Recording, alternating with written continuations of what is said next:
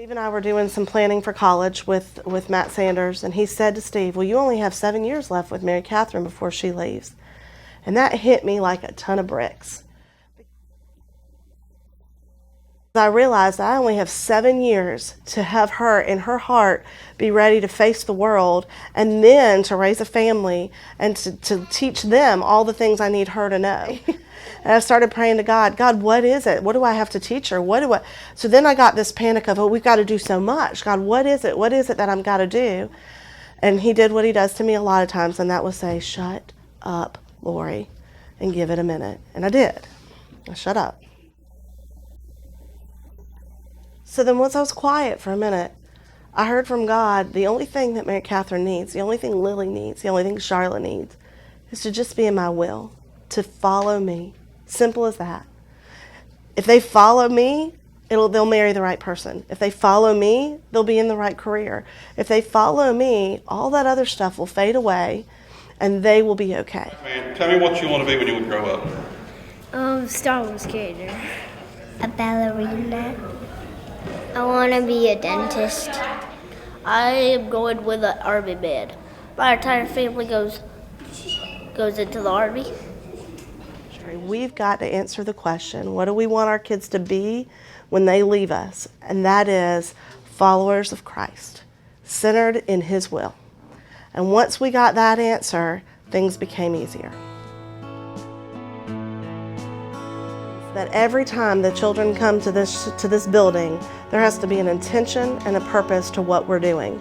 So I started looking at things we were already doing, Bible school, life groups.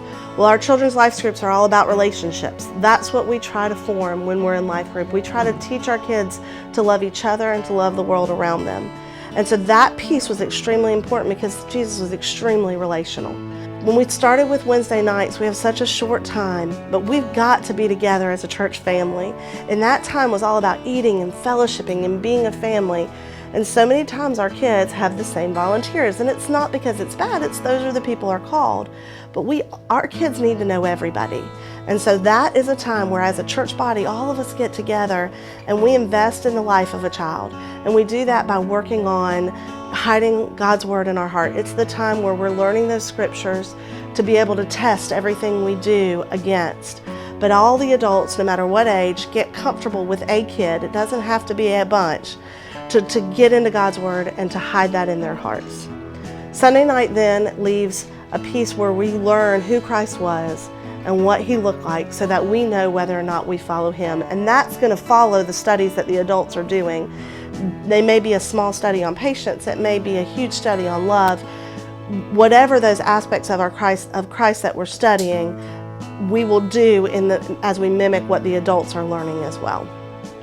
I want to be a ballerina. Nora, do you know what you want to be when you grow up? I'd like to be a U.S. Marshal.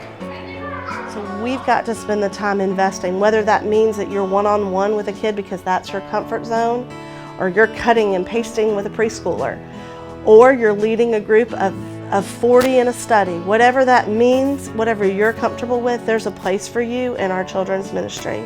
My goal is that they'll be able to answer that one question, who do I want to be when I grow up?